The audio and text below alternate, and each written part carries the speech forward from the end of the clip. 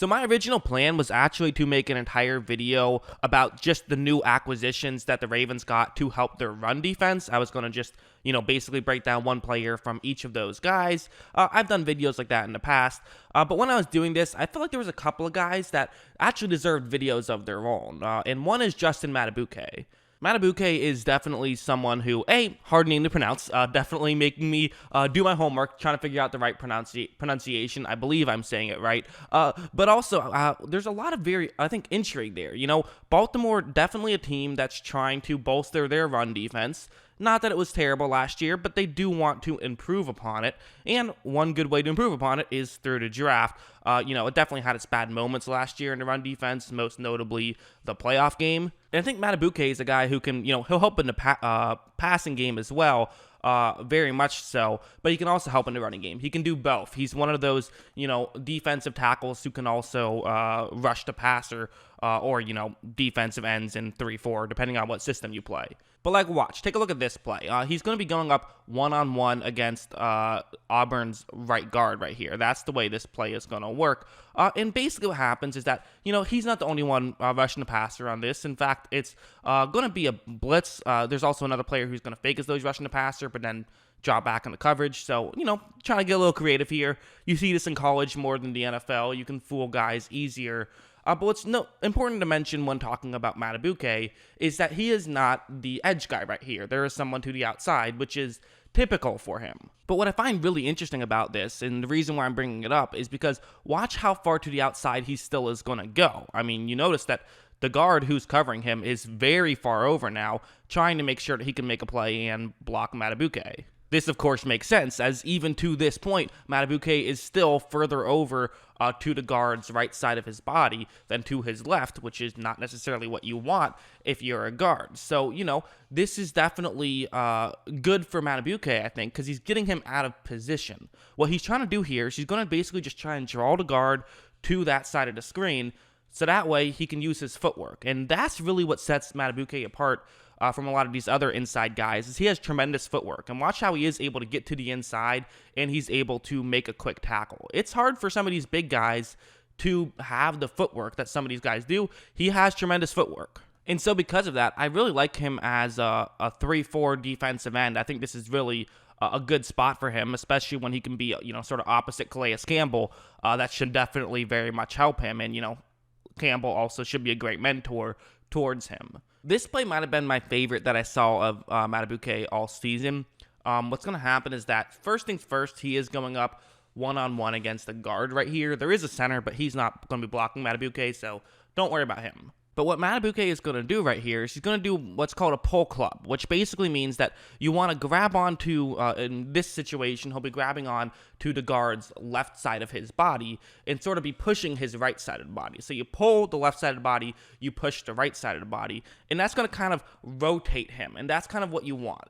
You want to rotate him. It takes a good amount of strength to pull this kind of thing off, but it takes a ton of strength to pull it off as well as he's going to do it. And watch how he is able to just flip him to the other side, and he quickly gets to the halfback, who was, he was there in case someone got burned. Someone got burned very quickly, so halfback doing a good job of picking up his assigned man. However, the problem is that just, a halfback against a defensive interior lineman, that's not going to work out too well. Madubuike is able to hit past him as well, get a very quick for a sack on that one.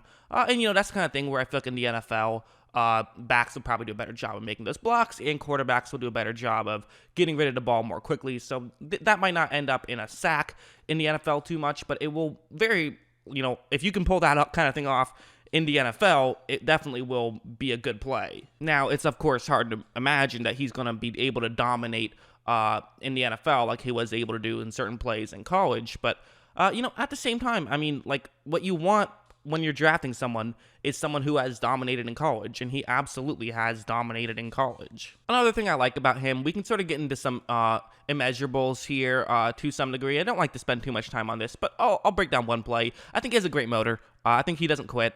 This is an example. Left guard going to be blocking him one-on-one on this play.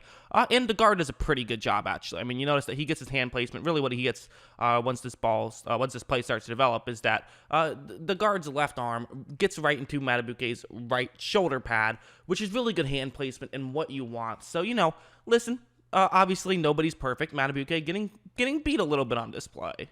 However, it's not over. This play is still going on. So 52, he's just going to say, you know what? I'm going to get my left hand. I'm going to kind of twist a little bit, and I'm just going to try to power through and see if I can generate some sort of pressure.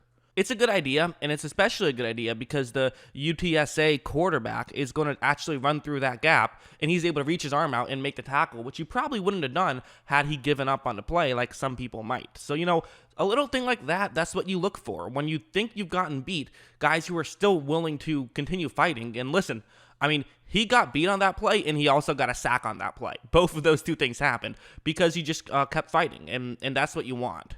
Really, what I like about him is his great combination of strength and footwork, and this play is a great example of that. This is the running game. I kind of made this video a bit weird because I prefaced it by saying they're really trying to improve the running game, and then I showed a bunch of, plays against the pass. He can do both, though. He really can. I think that for whatever reason, I just enjoy breaking down some of these pass rushing plays more so than run stopping plays. But honestly, there are some run stopping plays that are just as fun to watch as pass stopping plays, and this is an example of that. He once again has a one-on-one matchup. This time it's against a tackle, though, so a bit different than typically. Usually he's been going up against guards, but of course in the running game you'll mix things up. They're going to mix things up here to have a tackle blocking him. And what Madubuike is going to try and do is he's going to try to initiate this contact very quickly, and he's going to try to get the tackle out of his way. The way he's going to do that is by getting his left hand on the tackle he's going up against, right shoulder pad, push him out of the way, and try to clog up that gap as much as possible. That's what he's trying to do.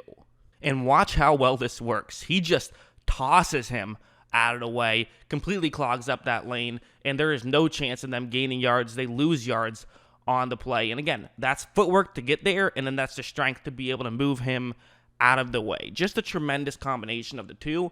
Listen, I mean, he was a third-round pick. That feels like, honestly, it feels like he's at least a second-round talent, maybe even, I won't go as far to say he's a first-round talent, but he feels like they kind of got a steal there at the third-round pick, and he's a position of need, so this just works out. And I can even see him being a kind of guy who I think he might actually translate faster than most defensive tackles do into the NFL. Usually it takes some of these bigger guys a little bit of time to really get up to NFL speed. He might actually get up there a bit quicker, I think, because he already has better footwork than a lot of these younger guys have. But yeah, that's just what I think. What do you guys think? Let me know in the comments below. Always love hearing from you. And of course, as always, thanks for watching.